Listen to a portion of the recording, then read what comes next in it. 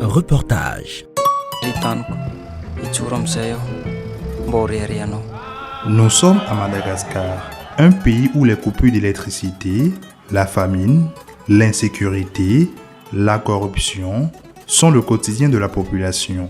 Kwame, 20 ans, tente de gagner sa vie dans les mines clandestines de Saphir. Suite à un événement inattendu, il doit rejoindre sa ville natale où il retrouve sa mère, mais aussi la corruption qui gangrène son pays.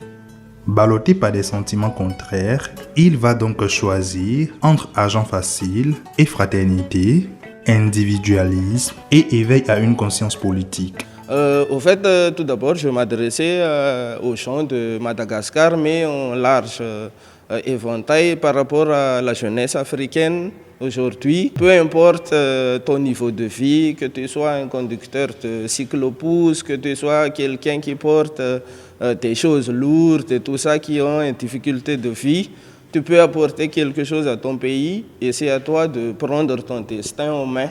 Ça, c'est vraiment le message à retenir. En projection ce dimanche 2 mars 2025, grâce à WeFilm et Soudou Connexion, Disco Africa, ce long métrage dramatique de 1h21, réalisé par Luc Razana Joanna, a conquis comme à Madagascar en novembre 2023, le cœur des cinéphiles qui ont effectué le déplacement du canal Olympia de Cotonou.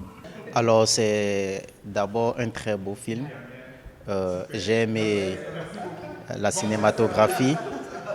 J'ai aimé la performance de tous les acteurs, le son, les lumières. Il y avait un peu de tout ça, un film de très très bonne qualité et ça m'a accroché déjà dès les premières notes. Un film, une histoire de très grande facture d'ailleurs. Je trouve qu'il y a un travail pertinent qui a été fait et voilà, bravo, c'est un beau film. Et il mérite sa place en salle.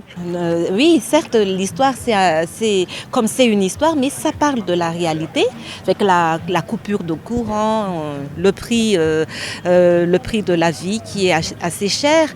Mais comme je l'ai dit, c'est un film qui va éduquer les jeunes à connaître leur histoire. L'histoire de Madagascar qui réveille vraiment un sentiment de patriotisme. Ça, c'est un film qui va vraiment nous réveiller. Oui, les jeunes surtout. Ce long métrage peint les réalités sociopolitiques et les conditions de vie de la population malgache. À travers ce film, le réalisateur veut faire comprendre à chacun le rôle crucial qu'il doit jouer pour un Madagascar et une Afrique prospère. Par rapport à ce qui a été dit par le public et les questions, je pense qu'ils ont aimé le film. Après, c'est beaucoup de choses aussi se passent dans le film, beaucoup de sentiments. Donc, beaucoup ont choisi de le garder avec eux. Il y a un peu de tristesse, il y a un peu de fierté nationale. On pense à ceux qui ont disparu, comme Kwame qui cherche son père. Donc, je voyais que les gens se retenaient, les larmes et tout ça, mais en tout cas, j'espère qu'ils ont aimé le film. Après Cotonou, Disco Africa est attendu dans plusieurs autres pays de la sous-région, de l'Afrique et du monde.